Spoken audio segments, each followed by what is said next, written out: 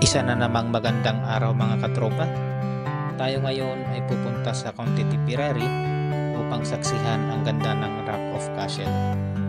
At kung isa ka sa mahilig sa mga travel adventures, pahit naman ng subscribe button para ganahan pa tayo sa paggawa ng mga ganitong videos.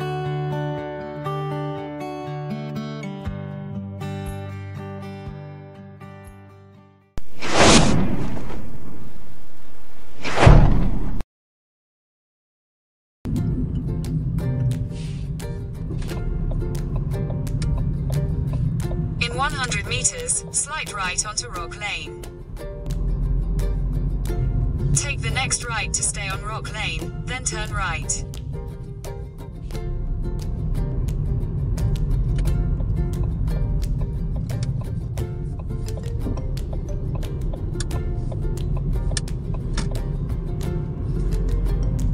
Turn right, then you will arrive at your destination. Mga katropa, nandito na tayo sa Rock of Cashel. Yan yung Rock of Cashel mga katropa. Yan. Tapos dyan tayo nagparking kanina. Tingnan muna natin to. Visitor information. So yan yung mapa nila. Rock of Cashel. Cashel Folk Village. Directions to Cashel Folk Village. Yan. Malamig dito mga katropa. Napakalamig. Ito yung bilihan ng mga souvenir.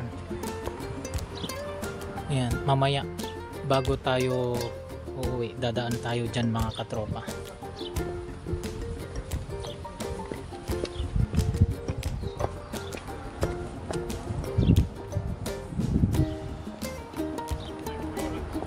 Ayan yung Rock of Cashel, oh. Ang ganda.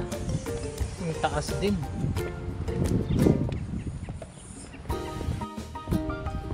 Ayan mga katropa, dito na tayo paakyat ng Rock of Cashel. Kita nyo naman, oh.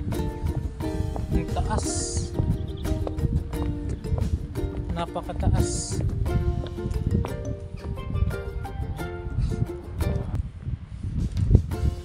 Grabe yung pagkakagawa ng Rock of Cashel. Talagang mga solid na bato-bato. Nakakamangha. Andito na tayo sa Rock of Cashel mga katropa. Mayroong entrance fee na 8 euro per head sa adult. So dalawa kami ni Mrs. kaya 16 euro yung aming entrance fee. Ayan, ang ganda.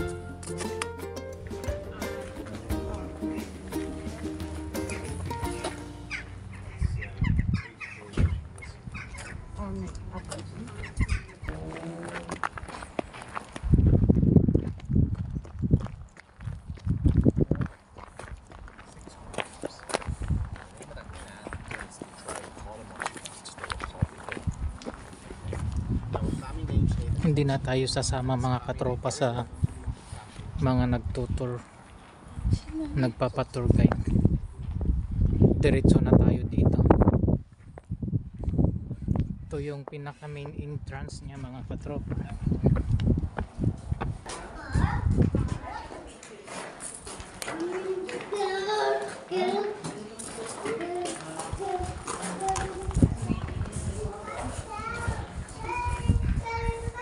Ang lawak din, no?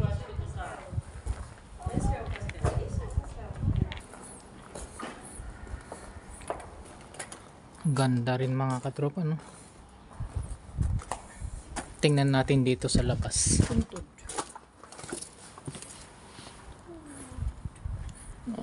Dito sa Ireland mga katropa, normal na lang yan sa mga simbahan na sa labas niya ay sementeryo. Kaya kung titingnan ninyo dito sa labas ng Rock of Cashel ay mga puntod. Siguro hindi na sila nag-a-accept dito ng mga binoborol kasi kung mapapansin ninyo wala nang mga bagong puntod,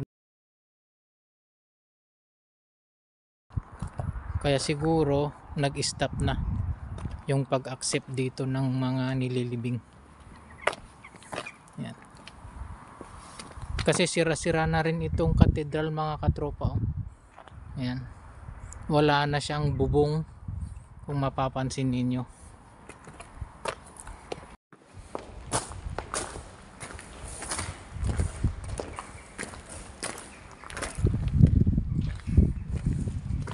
Grabe yung struktura din nito mga katropa, no?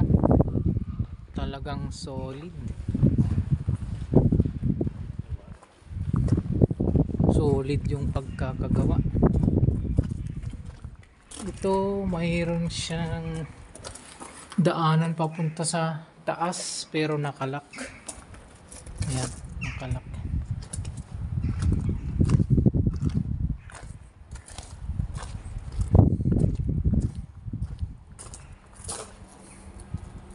Mayroon din puntod dito.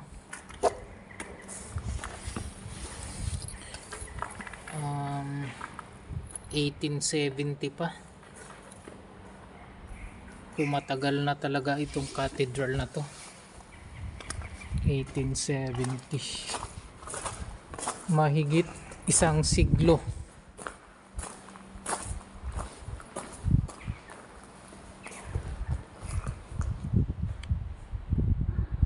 Grabe yung struktura talaga, no, mga katropa. Talagang napakaganda ng mga katedral dito sa Ireland. Puro mga ganito, bato-bato. Talagang solid yung pagkakagawa. Kaya naman kahit na daang-daang taon na ang nakalipas, ay andito pa rin siya na nakatayo. Natanggal na yung mga bubong niya, pero yung pinaka wall niya, mga poste niya, ay nandito pa rin, buong buo. Ayan. Makikita ninyo naman mga katropa, oh. Talagang mga bato talaga.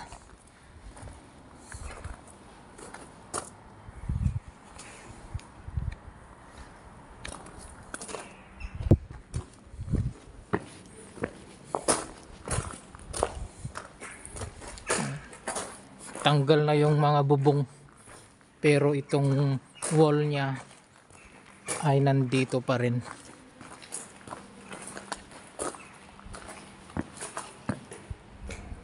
Puntod din siguro itong mga to, pero wala namang nakasulat na mga pangalan.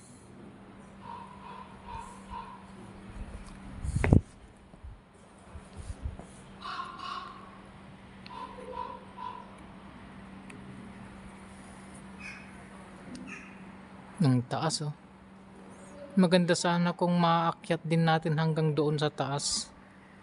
Kaso sarado lahat ng mga daanan papunta sa taas.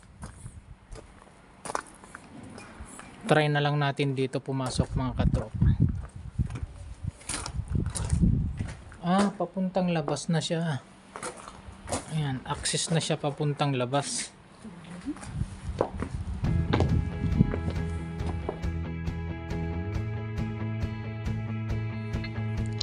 Ang Rock of Cashel ay makikita sa isang dramatic rock formation sa Golden Vale na matatagpuan sa Cashel, County Tipperary.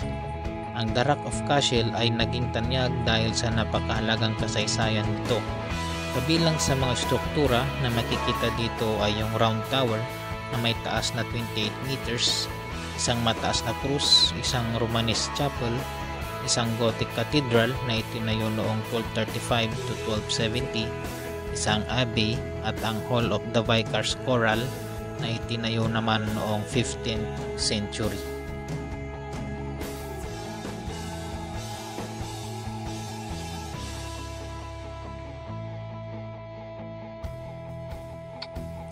Ayon sa alamat, si St. Patrick mismo ay dumating dito upang i-convert si Haring Enghus sa Kristyanismo.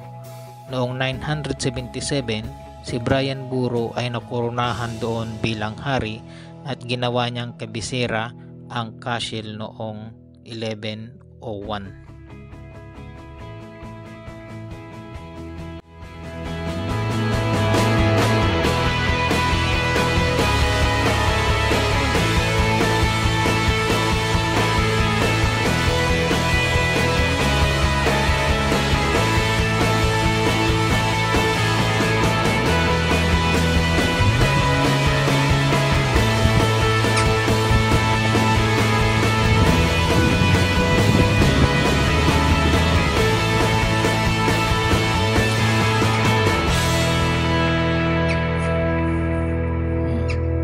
Yan yung Rock of Castle. So, dito ang magandang spot pala para makuhanan ng yung Rock of Castle. Ganyan siya mga katropa.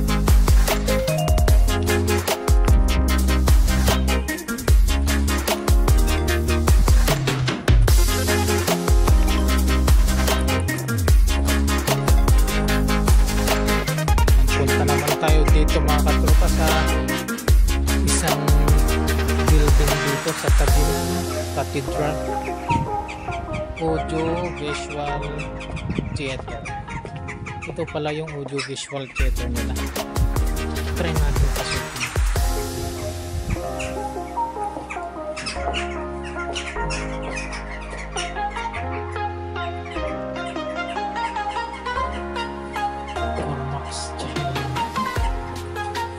Ito yung sa audiovisual theater nila. Ganito ang itsura. Yung mga trusses na ginamit dito is mga timber. Yan. Pati yung mga bahay dito mga katropa na nakikita ko. Yan. Puro mga timber. Yan, pati mga floor joist nila dito, mga timber din, oh, mga katropa. Ayan, mga timber din.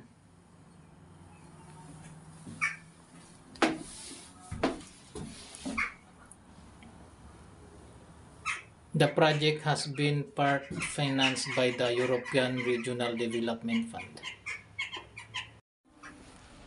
Marami pa ring mga turista, mga katropa na dumarating. Try naman natin pasukin dito sa kabilang pintuan.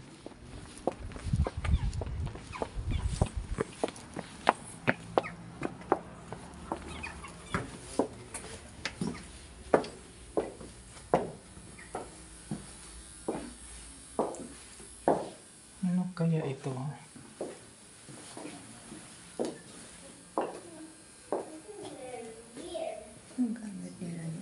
Mga makalumang mga kagamitan.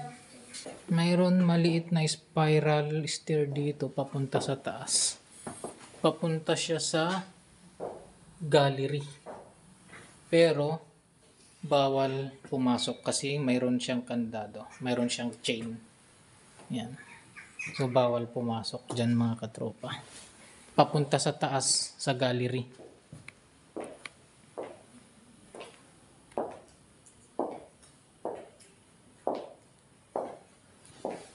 Ganyan siya mga katropa. So yari na naman sa kahoy yung kanilang mga trusses dito. Yan. Siguro yung cathedral, kahoy din yung trusses nun. Kaso wala na, hindi na makita kasi natanggal na yung bubong tsaka mga trusses niya. Pero sa tingin ko baka kahoy din ang ginamit. Ayan. State visit to St. Patrick's Rock Castle by Queen Elizabeth II of the United Kingdom and the Duke of Edinburgh on the 20th May 2011. Ayan. So, nung 2011 pala, wala na ring bubong itong Rock of Castle nung 2011.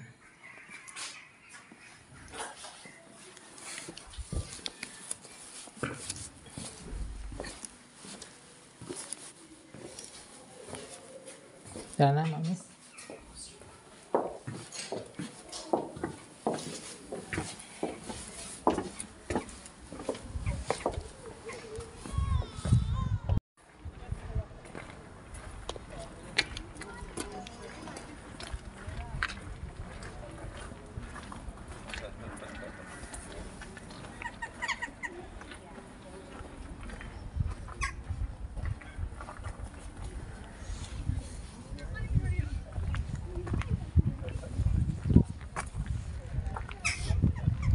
Ang dami pa rin nagpupunta dito mga katropa.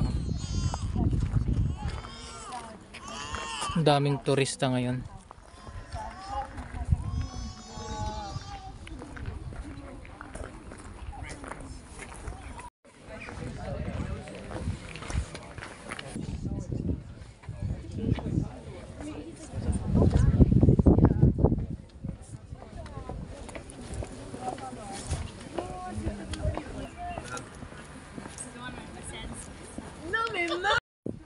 Try natin mga katropa pupunta dito sa Tipperary Heritage Way.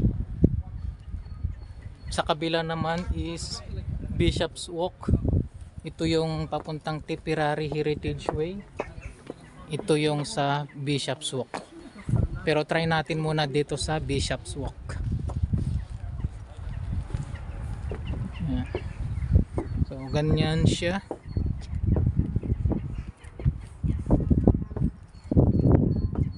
Ito yung Bishop's Walk mga katropa. Ayan. So gilid lang ito ng Rock of Cashel. Kung makikita nyo dito sa kanan natin, yan yung Rock of Cashel. Ayan.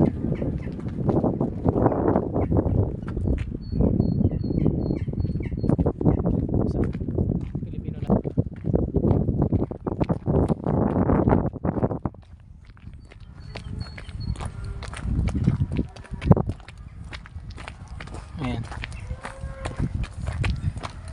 May mga baka na naririnig dito. Daming mga baka. May slaughterhouse siguro doon. Sa likod lang natin yung Rock of Cashel. Ayun yung Rock of Cashel. Ayan.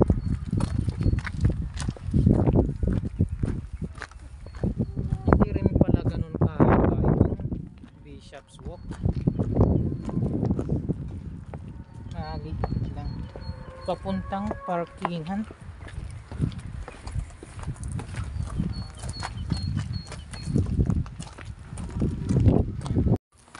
Tayo'y pabalik na mga katropa sa Rock of Cashel.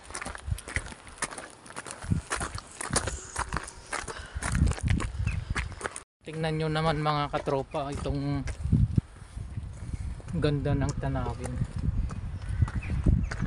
Daming mga puno.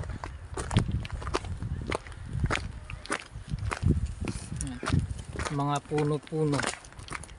Katropa, dito naman tayo sa Tipperary Walk. Katabi lang din ito nung Rock of Cashel. Ayan sa kanan natin, yan yung Rock of Cashel.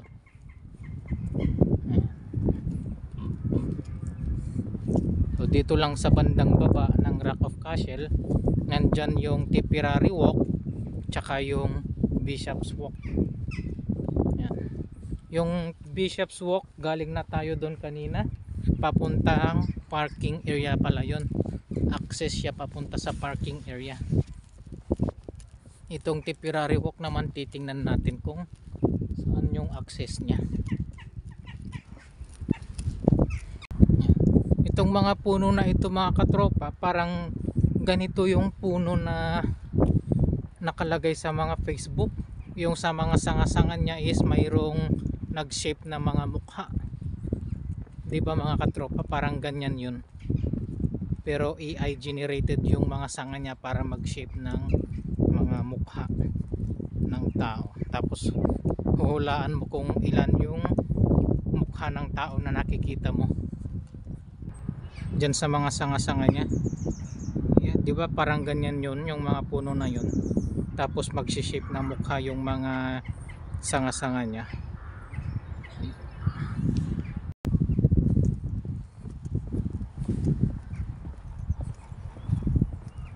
Yun. Meron din palang lumang simbahan doon mga katropa. Yun.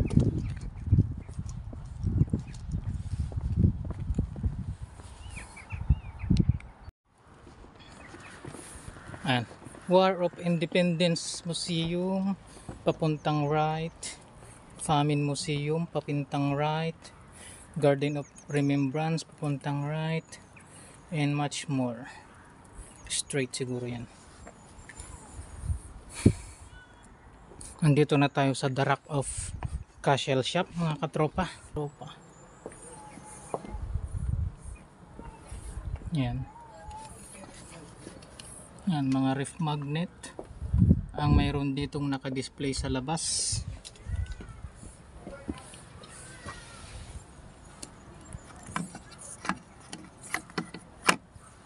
Yan. Magkano to? Walang nakalagay na price.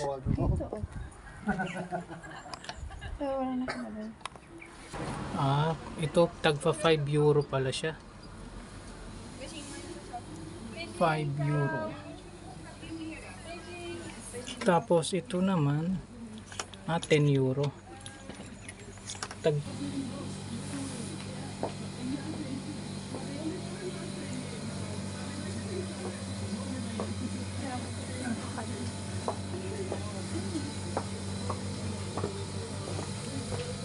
Yung mug nila 7.95 euro.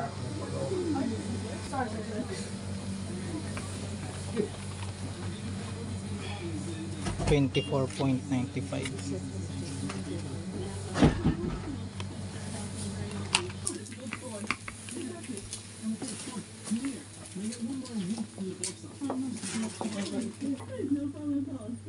€32.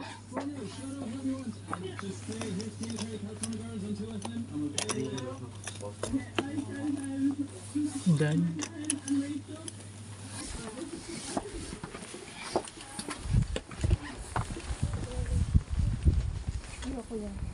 Tara na mga katropa sa parking area. Tara na magbayad mga katropa. Magkano kaya ang babayaran natin? Yan, ito yung ating pay station para sa parking fee. Yan. Yan mga katropa, bali 4.5 euro yung ating parking fee. Ayan, so nakuha na natin. Ito yung ating ticket. Yan. Bali 4.5 euro mga katropa ang ating parking fee.